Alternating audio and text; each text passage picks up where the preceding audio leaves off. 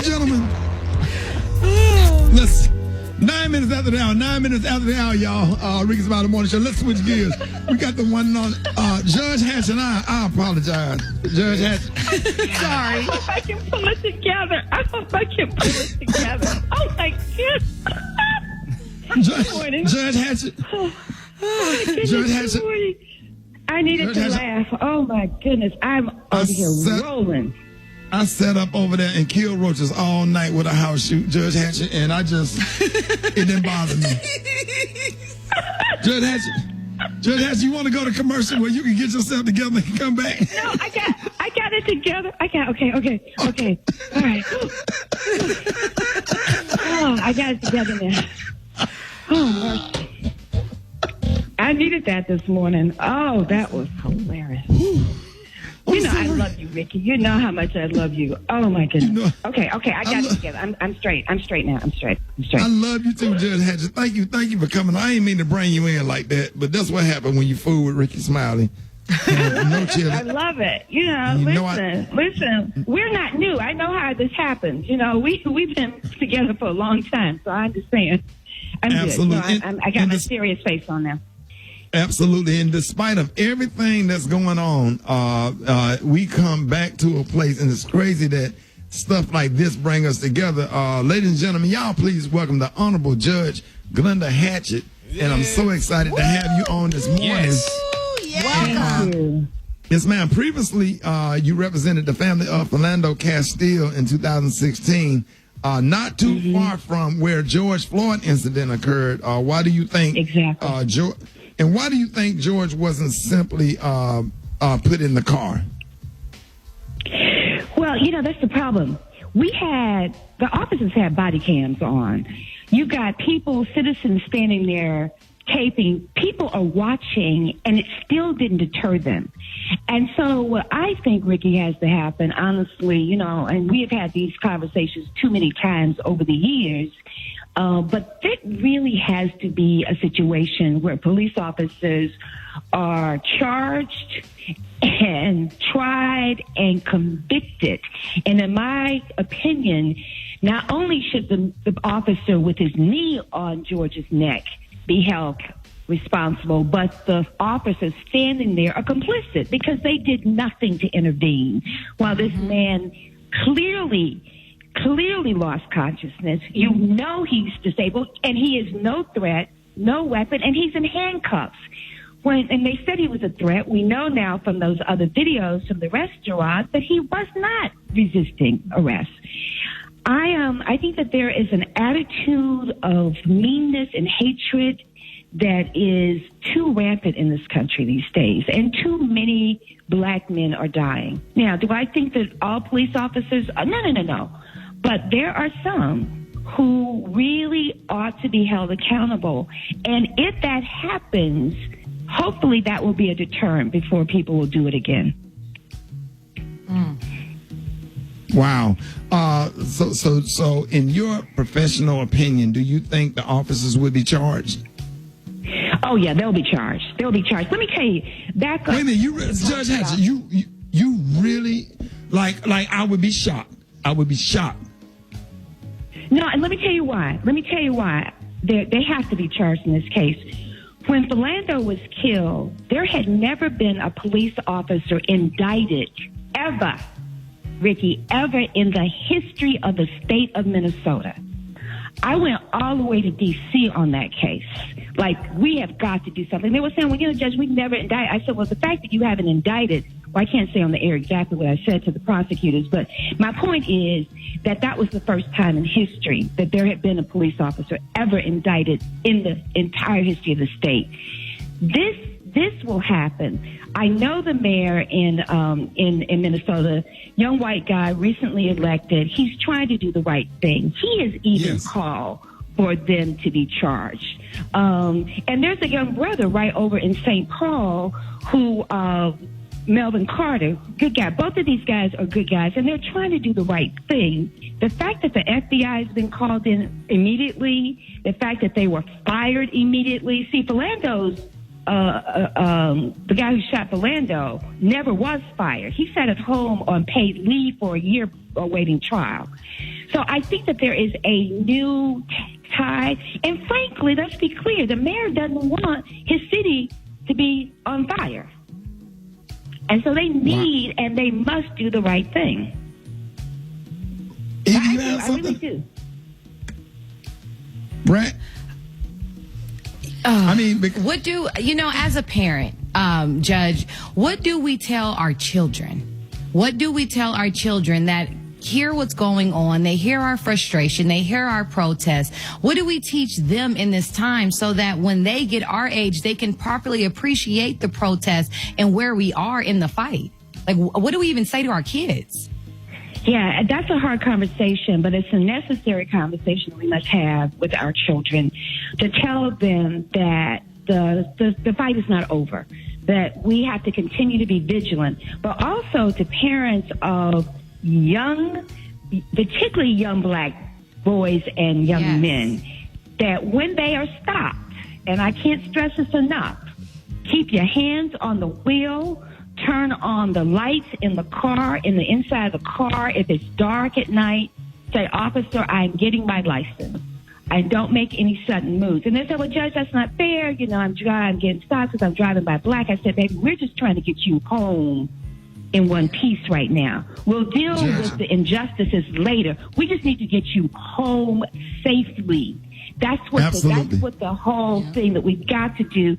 And we've got to have those candid conversations with our children. We have to have those conversations with our children.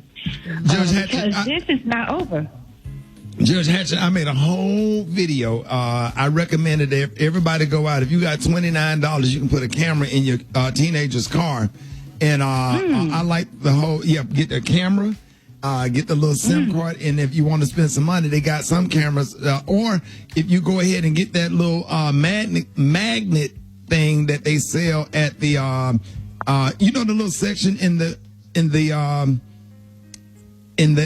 like a Walgreens store with things seen on TV section. Yeah, little accessories. Eva, Brett, y'all know the little magnet ball thing that I gave you? Can stick your phone on there, go Facebook Live, and tilt your camera where you can keep both of your hands on the wheel. And it's a shame that we have to do it, but we have to do it. So in case you come in contact with a crazy cop, sometimes you have to be the one to diffuse the situation. Yeah. Because if you got some cops, if you turn up, they'll turn up. But if you just be quiet, don't make a statement, ask, am I being detained? Put your hands out the window and just quietly go to jail and call your parents. All right, 26 minutes after the hour, y'all. We got the one and only Judge Hatchett on with us this morning, and we get in some real deep conversation talking about everything that's going on. Now, I know that you recently spoke out in regards to the Ahmaud Arbery case. What are your thoughts on laws like citizens arrest law and stand your ground? Well, first of all, people have twisted those horribly. You've got to have a basis. I mean, you just can't run up on somebody talking about, I'm going to arrest you on citizen's arrest. And standing your ground, you've got to have a legitimate threat. Arbery was not armed. He wasn't bothering nobody. He had not committed a felony. They didn't have any basis to do that. That was simply murder. Vigilante run him down and murdered him. Absolutely no question about it. The other thing, Ricky, can I back up one point I want to make? When you asked me about whether the police officers would be charged, I do think they will be charged. The real question is whether they'll be convicted. Because in Philando's case that I handled, he was charged and tried, but the jury let him go. And that's historically has been what's happened in this country. Very, very few police officers are ever charged. And even a very small fraction, a minuscule fraction, are ever found guilty.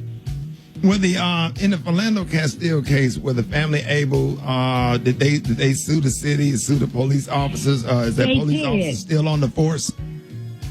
They did. They sued, and because it wasn't St. Paul or Minneapolis, it was a very small suburb that didn't even have a police department. And so they got the maximum of their insurance coverage for the police department. It would have been very different had it been in Atlanta, New York, Minneapolis, so forth.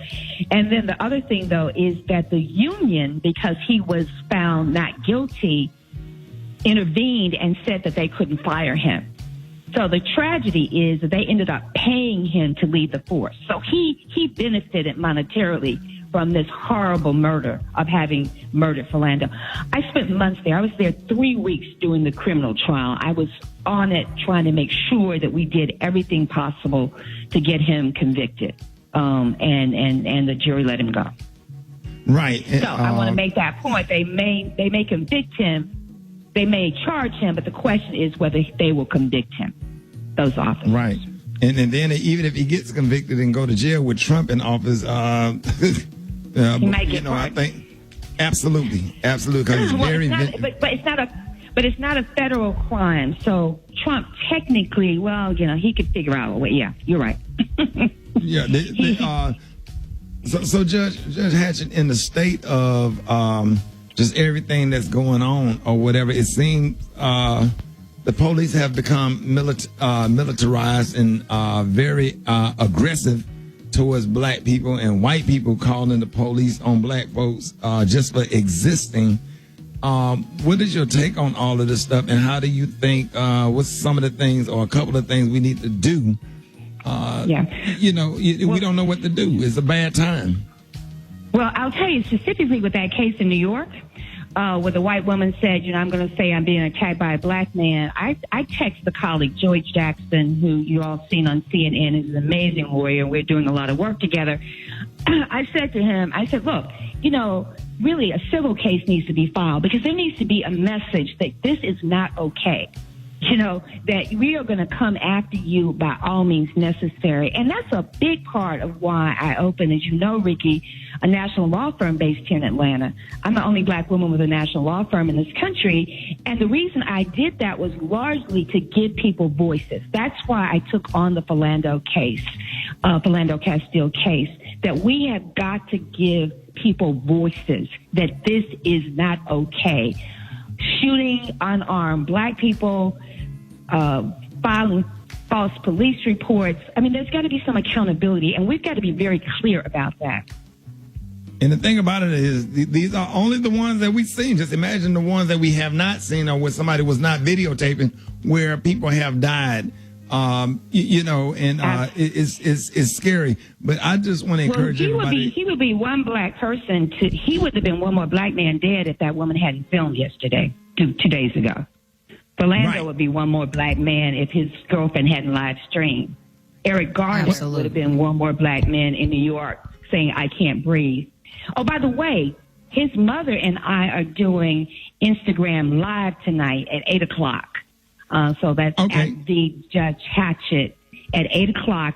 Gwen Carr, Eric Gardner's mother, and I are doing a conversation because we feel compelled that we have to have a conversation about this issue and about what we as a community must be doing.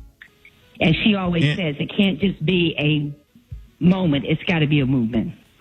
Right.